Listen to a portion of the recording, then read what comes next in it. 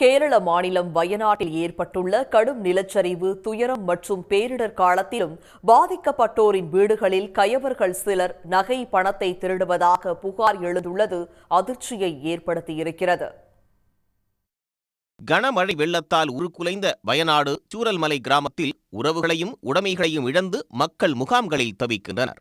இன்னும் மீட்புப் பணிகள் தொடர்ந்து வரக்கூடிய நிலையில் பகுதியளவு சேதமடைந்த வீடுகளிலும் வீட்டின் இடிபாடுகளிலும் சில கயவர்கள் நகை பணத்தை திருடிச் செல்வதாக பாதிக்கப்பட்ட மக்கள் வேதனையோடு தெரிவிக்கின்றனர். പല വീടുകളിലും കയറിയിട്ട് ഇറങ്ങി പോരുകയാണ്. അവിടെ പല ആഭരണങ്ങളും പൈസകളും പല സംഭവങ്ങളും ഇവിടെ നടക്കുന്നുണ്ട്. അങ്ങനത്തെ സംഭവങ്ങളൊന്നും ഇവിടെ നടക്കാതെ ഇവിടുന്ന് പോലീസുകാർ കറക്റ്റ് ഇവിടുത്തെ നാട്ടുകാരെ വിട്ടിട്ട് ഓരോ റെസ്ക്യൂവിൻ്റെ ടീമിനെ ഓരോ നാട്ടുകാരെ വിട്ടിട്ട് അവിടുത്തെ കാര്യങ്ങൾ ചെയ്താൽ മാത്രമേ ഇവിടെ കാര്യങ്ങൾ മുന്നോട്ട് പോകും. അല്ലാണ്ട് ഇവിടുത്തെ ഒരു കാര്യങ്ങളും മുന്നോട്ട് പോകില്ല. ஏராளமான வீடுகள் அடியோடு பெயர்த்து ஆற்று வெள்ளத்தில் அடித்துச் செல்லப்பட்டன. எஞ்சிய சில வீடுகள் ஊர் இருந்ததற்கான அடையாளமாய் ஆங்காங்கே சிதிலமடைந்தும் சேரும் சகதியுமாய் நிரம்பி நிற்கின்றன. இந்த வீடுகளில் ஆற்றில் அடித்துச் செல்லப்பட்டதில் மிஞ்சிய பொருட்கள் உள்ளன. இந்த வீடுகளில் சில கயவர்கள் மனிதாபிமானமே இல்லாமல் திருட்டு வேலையில் ஈடுபடுவதாக குடியிருப்பு வாசிகள் புகார் தெரிவித்தனர்.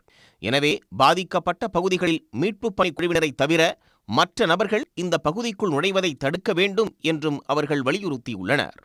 இந்த திருடு பழக்கம் மாதிரி கொஞ்சம் பேர் தேடுற மாதிரி வர்றாங்க, வீடுக்குள்ளார போடுறாங்க, அந்த மாதிரி உள்ள அசம்பாவங்கள்லாம் நடந்துட்டு இருக்கு.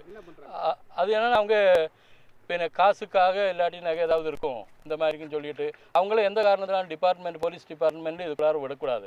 ஐடென்டிட்டி பார்த்துட்டு இந்த ஏரியாவில் உள்ளவங்கள விட்டுட்டு அவங்கள இந்த தேடும் பணி கூட அவங்களும் வச்சுக்கணும். இதனிடையே 10 கிலோமீட்டர் தொலைவிற்கு அப்பால் முகாம்களில் தங்கியுள்ள நிலையில் சிலர் தங்களின் வீடுகளை பார்ப்பதற்கு வந்திருந்தனர். வீடுகள் இருந்த இடத்தை பார்த்து அவர்கள் நெஞ்சு கலங்கி நின்றது மனதை உருக்குவதாக இருந்தது. சன் நியூஸ் வாட்ஸ்அப் சேனலை ஃபாலோ செய்யுங்கள். QR கோடை ஸ்கேன் செய்து சன் நியூஸோடு இணைந்திருங்கள்.